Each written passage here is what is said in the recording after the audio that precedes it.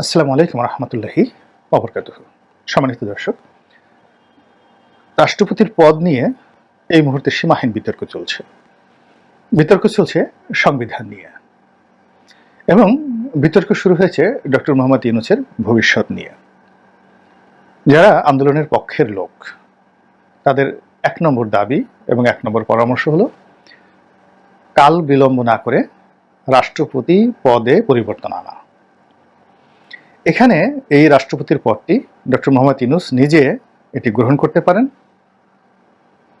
অথবা তিনি তার পছন্দ মতো কাউকে দিতে পারেন। এটা এক পক্ষ বলার চেষ্টা করছেন।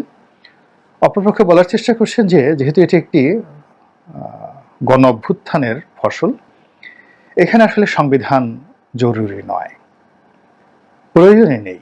জরুরি তো বাদ, প্রথমত প্রয়োজন নেই। এর কারণ হলো আমাদের সংবিধানের যে প্রচলিত বিধিবিধান, সেই বিধিবিধান অনুযায়ী শাসনতন্ত্র, প্রজাতন্ত্র কিংবা জনজীবন, এখানে রাষ্ট্রের অংশগ্রহণ থেকে শুরু করে যা কিছু আছে এটার একটা ধারাবাহিকতা থাকে। এখন দেশে পার্লামেন্টারি ফর্ম অফ গভর্নমেন্ট চলছে, তো সেখানে স্পিকারের একটা ভূমিকা থাকে, সংসদের একটা ভূমিকা থাকে, ইলেকশন কমিশনের একটা ভূমিকা থাকে, প্রধানমন্ত্রীর ভূমিকা থাকে, রাষ্ট্রপতির ভূমিকা থাকে, সব মিলিয়ে সবকিছু একটা ধারাবাহিকতা থাকে এবং একটার সঙ্গে আরেকটা ইন্টারকানেকশন থাকে। তো এই গণঅভ্যুত্থানের ফলে সবগুলো কানেকশন ডিসকানেক্ট হয়ে গেছে, কোনোটার সাথে কোনোটার সম্পর্ক নেই।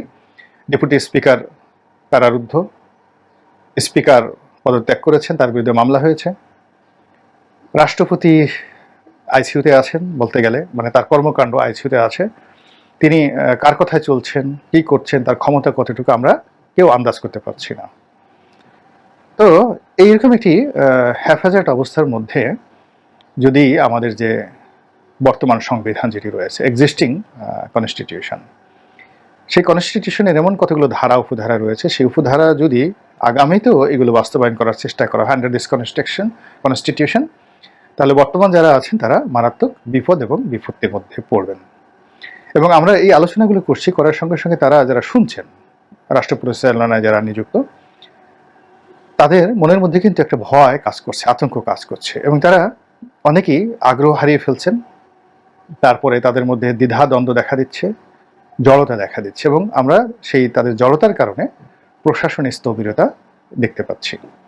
তো এই কারণে গণঅভ্যুত্থানের যারা কর্তা ব্যক্তি, চিন্তক, রাষ্ট্রচিন্তক, পক্ষের লোক, অনেকেই খুব স্ট্রেট ফরওয়ার্ড ওয়েতে ডক্টর মোহাম্মদ ইউনূসকে বলার চেষ্টা করছেন যে আপনি এই কাজগুলো ইমিডিয়েটলি করেন।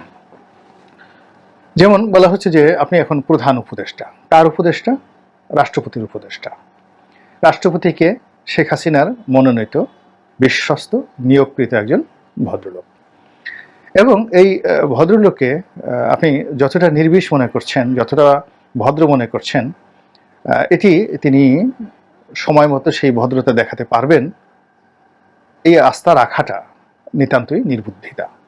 এর কারণ হলো তার নিয়োগকর্তা বা আশেপাশের পরিবেশ, আন্তর্জাতিক পরিবেশ কখনো যদি তাকে কমপ্লাই করে কোনো গুরুতর সিদ্ধান্ত নেওয়ার জন্য, যেমন ধরুন তিনি পরিস্থিতির চাপে পড়ে শেখ হাসিনাকে পদচ্যুত করেছেন, তিনি পরিস্থিতির চাপে পড়ে পার্লামেন্ট ভেঙে দিয়েছেন, পরিস্থিতির চাপে পড়ে তিনি ডক্টর মোহাম্মদ ইউনূসের শপথ বাক্য পাঠ করিয়েছেন। তো একই মানুষকে যদি আবার সেই পরিস্থিতির মধ্যে ফেলে দেওয়া হয়, তাহলে তো তিনি ডক্টর মোহাম্মদ ইউনূসের বিরুদ্ধে সেই একই বক্তব্য, তিনি একই কর্মকাণ্ড তিনি করতে পারেন। তো সেই কারণে কি হচ্ছে যে এই পদটিকে ডক্টর মোহাম্মদ ইউনূসের একেবারে পূর্ণ নিয়ন্ত্রণের মধ্যে রাখতে হবে। এটি ইউনূস সাহেবের যারা আপনজন তাদের একেবারে এক নম্বর দাবি। দুই নম্বর দাবি হলো যে রাষ্ট্রীয় প্রোটোকল অনুযায়ী আপনি যখন প্রধানমন্ত্রী হবেন, মন্ত্রীদের প্রধান হবেন, তো সেক্ষেত্রে আপনাকে একটা পার্লামেন্ট থাকতে হবে। যদি আপনাকে প্রধানমন্ত্রী হিসেবে সরকার প্রধান হতে হয়, you must have a representation, public representation, যেটি এই মুহূর্তে নেই।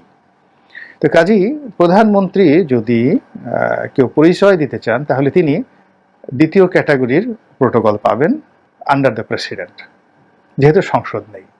তো এই অবস্থায় সারা দুনিয়াতে ডক্টর মোহাম্মদ ইউনূসের যে রাষ্ট্রীয় প্রোটোকল, এটি সরকার প্রধান হিসেবে হবে না, এটি প্রেসিডেন্টের প্রধানমন্ত্রী হিসেবে হবে। এখন বলতে গেলে প্রেসিডেন্সিয়াল ফর্ম অফ গভর্নমেন্ট বলতে যা বোঝায়, আপনি চোখে মুখে যাই বলেন না কেন, ইমপ্লয়েড পাওয়ার বলতে রাষ্ট্রপতি শাহাবুদ্দিন চুপ্পু এখন সরকারের প্রধান হিসেবে, রাষ্ট্রের প্রধান হিসেবে সেই প্রেসিডেন্সিয়াল ফর্ম অফ গভর্নমেন্টের যে রাষ্ট্রপতি, সেই ক্ষমতা তিনি ভোগ করছেন।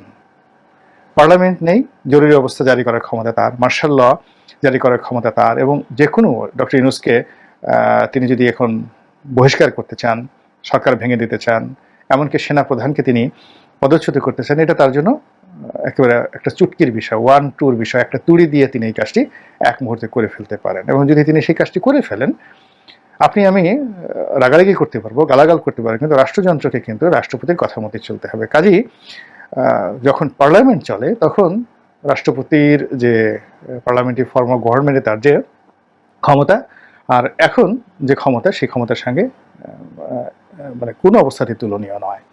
তো এই জন্য সবাই বলার চেষ্টা করছেন যে এখন ডক্টর মোহাম্মদ ইউনূসকেই রাষ্ট্রপতি হতে হবে যদি তাকে এই রাষ্ট্রটা পরিচালনা করতে হয়, অন্যথায় তিনি সব দিক থেকে ঝুঁকিতে থাকবেন।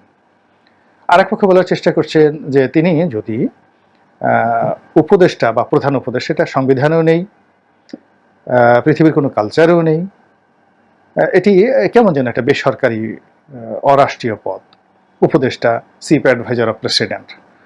এখন চিফ অ্যাডভাইজার অফ প্রেসিডেন্ট সেই বাইডেনের অ্যাডভাইজার হিসাবে এরকম হাজার হাজার অ্যাডভাইজার বাইডেনের আছে।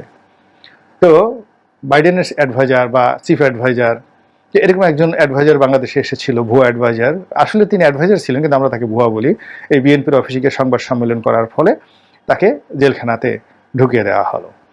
তো অ্যাডভাইজার, প্রেসিডেন্ট অ্যাডভাইজার বা নরেন্দ্র মোদী সাহেবের অ্যাডভাইজার, কিংবা ধরুন রাজার অ্যাডভাইজার, তো এটা এরকম কোনো রাজনৈতিক পদ নয়, রাষ্ট্রীয় পদ নয়, যেটা আন্তর্জাতিক অঙ্গনে স্বীকৃত। কাজেই জাতিসংঘেতে তিনি যাবেন, ভাষণ দিবেন বা অন্য যা কিছুই করবেন, বাংলাদেশকে রিপ্রেজেন্ট করবেন, সেটি এই চিফ অ্যাডভাইজার যে পদ, এটি নিয়ে আন্তর্জাতিক অঙ্গনে তার যে ঘোরাফেরা, এটি তার সম্মান বাড়বে না, বরং কমবে, রাষ্ট্রের মর্যাদা কমবে।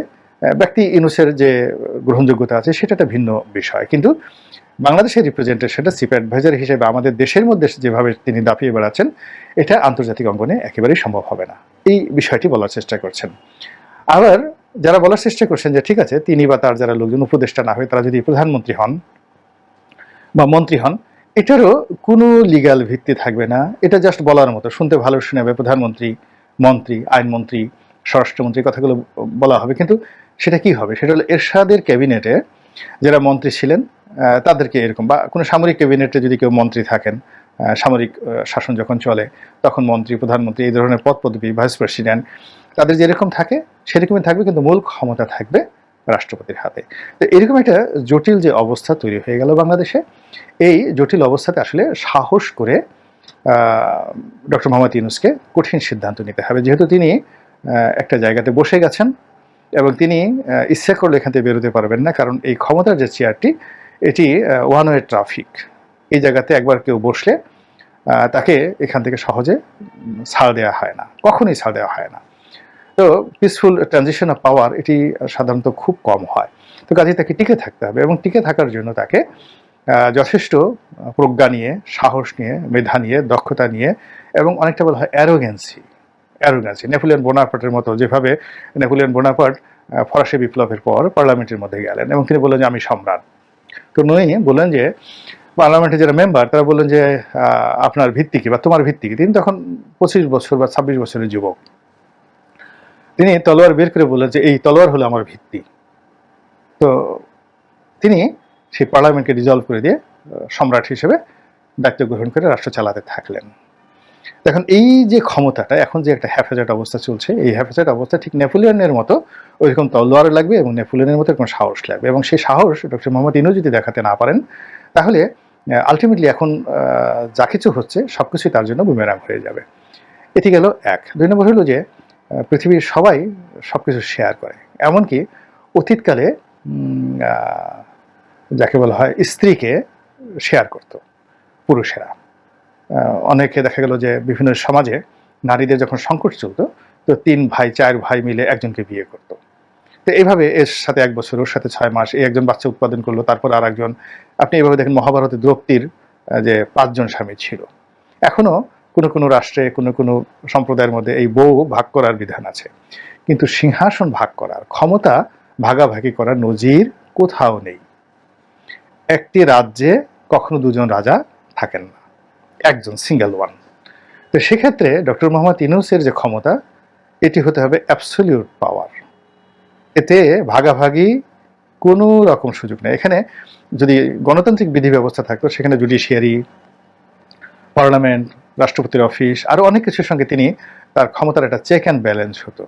কিন্তু ক্ষমতা প্রয়োগের ক্ষেত্রে তার যে অ্যাবসলিউট পাওয়ার এবং অ্যাবিলিটি, দুটো যদি না থাকে, তিনি এখানে সাস্টেন করতে পারবেন না। তো সেই দিক থেকে এই যে জনগণ যা বলছে এই বিষয়গুলো নিয়ে তিনি বা রাষ্ট্রপতি তো বসে নেই, ডক্টর মোহাম্মদ ইউনূসও বসে নেই। এখন কে এই দৌড়, এই যে ক্ষমতার যে দৌড়, এই দৌড়ে কে প্রথম হবেন এবং কে আগে পৌঁছাবে, সেটির উপরই এই জাতির ভবিষ্যৎ নির্ভর করছে। আল্লাহ আমাদের সবাইকে হেদায়েত দান করুন এবং হেফাজত করুন। আসসালামু আলাইকুম ওয়া রাহমাতুল্লাহি ওয়া বারাকাতুহু।